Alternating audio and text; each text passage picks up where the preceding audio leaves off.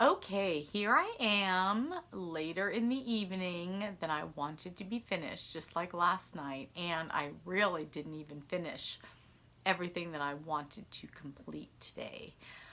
I really wanted to have the PDF done and the video about how to make an illuminated letter, but I did not finish those tonight. So you will have those sometime during the daylight hours tomorrow, and then tomorrow evening is going to be a Facebook Live to answer any questions that I have not answered in the videos up until tomorrow at about 5 o'clock. So please come to that Facebook Live if I have not answered your questions here. I know this didn't turn out to be the most coherent journaling mini course you have ever had. And in a way, I feel like I've given you too much of maybe not the best information and not enough of what would have been better information to help you. But this is my first time doing something like this, and I've spent a lot of time learning to edit the videos. So this is just kind of a prototype of the online course that I want to make in the next year, which will be a lot more detailed, but a lot more easily accessible with shorter videos, more shorter videos, and it will get more into your psychology and your personality and lots more techniques of art journaling things. And anyway, that will be in the future. But in this video right now, I'm going to just be talking to you a little bit about the all-day journaling experience and what that's like for me and what it might be like for you. And there's a little tutorial in here about doing some really simple lettering and coloring it in. So here we go. I want to get this uploaded soon and get to bed so I can really finish tomorrow like I need to. Okay, thanks for sticking with me this long. Good night. In Letters to a Young Poet, Rilke said, "If your daily life seems poor, don't blame it. Blame yourself that you are not poet enough to call forth its riches." Hello again. Today we are finally going to get down to the nitty-gritty of what the all-day journaling experience is and is not. Or at least what it is and is not when I have done it in my life. Undoubtedly, you will tweak it a little bit so that it is the kind of thing that will work for you. And I'm also going to share with you a few things that I plan on putting into my journal this weekend. I've never really planned to put something in my journal because journaling is usually something I do pretty spontaneously. I'm not really a disciplined journaler. But with all the other things I've been doing, like creating this little course, I haven't been journaling all that much, not as much as I like. So there's a few things that I know that I've been thinking about getting down on paper, and I want to do that before I forget them and they are lost. So I will also be sharing that with you in this video. I'm not sure when I first did this. It was at least 4 years ago, I think, and I have this in one of my journals. Can you see that? It says whole days of doodling and writing. And I think that that was my first idea to do something like this. And the first day I did it, it was definitely because I just needed a day off of the internet. I'm sure you're like me, and sometimes it just gets to be too much. But I didn't have a book to read and my mind was cluttered. So I figured that what I would do, instead of just popping onto Facebook or something the next day when I was waiting for my cookies to bake or whatever, I would just sit down with my journal and my pen, and I would just do whatever came to mind. So while I said this wasn't a journaling retreat, in a way it is a retreat away from this technology that we are around all the time, every day. For me, it was just a chance to have a more tactile day. You know, you pick up your book and your pen, and you feel the nice roughness of the paper. And it's really interesting to see what comes out. If you haven't planned what you're going to do, you know, you get cool little doodles and little charts and calendars, because a lot of times I think that we don't stop to see what all the chatter in our mind is really saying and which chatter we need to listen to, because it's really telling us something that is important or that we do need to do in our life, and what is chatter that we can just ignore.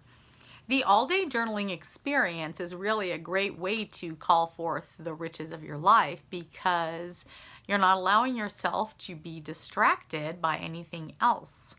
So you're going to pay more attention, hopefully, to your thoughts, and hopefully, even more hopefully, to your outer world and your surroundings.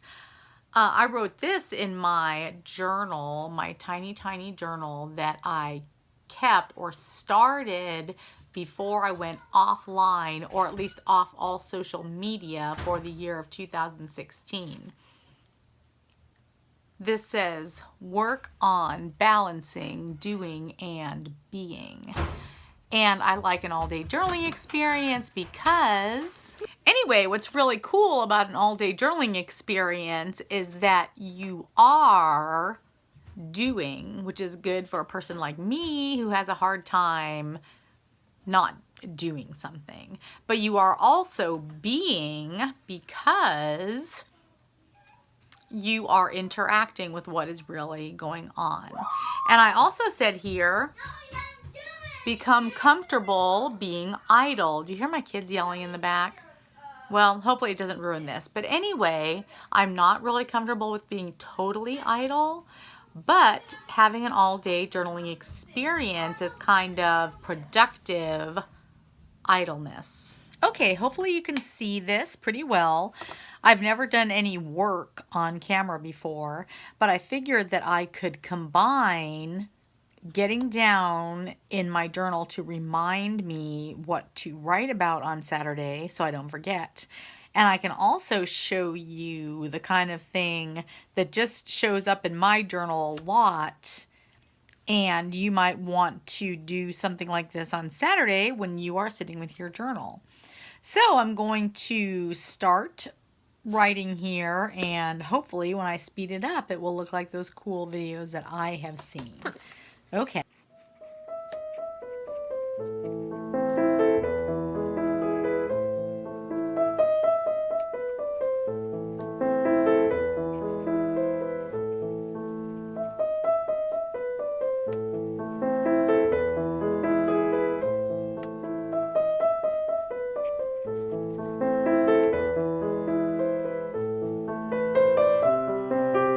You can see I just did some not very consistent kind of block lettering. And now I'm going to just write the things that I do want to get down on Saturday so I don't forget it. Okay. I want to get down some family stories.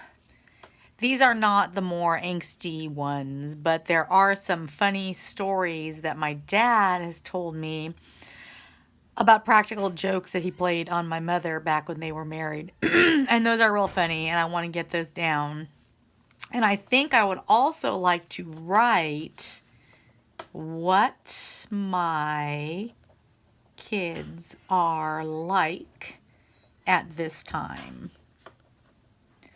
I haven't done that for a while, and my kids are 24, 17, almost 15, almost 10, and 6. And like I said, I do have a lot of just like my running monologue in my journal, but every once in a while, in fact, I'd like to do it way more often, but I do like to do it at least occasionally. I like to write something like that so I don't forget what my kids were like at this time. Okay, now I'm going to go ahead and I'm going to show you how I add just little bits of color to my journal, mostly in lettering and small doodles. What I like to use, oops, where are these things? I like to use Inktense pencils. They're made by Derwent, and they're a lot like watercolor pencils, except when you activate them with water, and this is a water brush, that it's actually a brush and it has water in it. It's very convenient. When you activate it using water, it becomes deeper and brighter like ink instead of more pale like watercolor. And it also becomes permanent. So I'm going to color this lettering to show you how that works. Okay, let's just pick a nice color. All right, we have here, I have this cheap little pencil sharpener. Okay, I'm going to be using, gosh, I can't even see it, dark rose, I think. My eyes are getting so bad now that I am almost 49. Okay, here.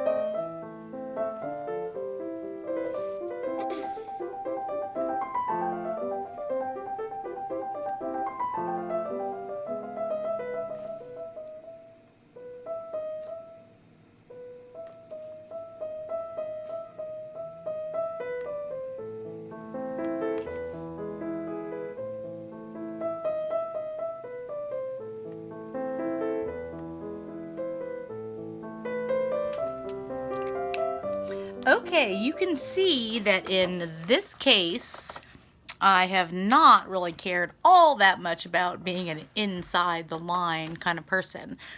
I'm sorry I did not show you the close-up of the lettering after I had colored. So I'm hoping that you saw the transformation from the more pale color to the deeper color. This is a very, oops, is this gonna work? Oh. This is very meditative for me. I really enjoy doing the lettering and coloring it in, and it's a good way to kind of release any perfectionism, both with just, you know, throwing the lettering out there and coloring it in and not caring how perfect it looks. Or you can take the time to make some very detailed and neat lettering. I have actually done that before. Can you believe it?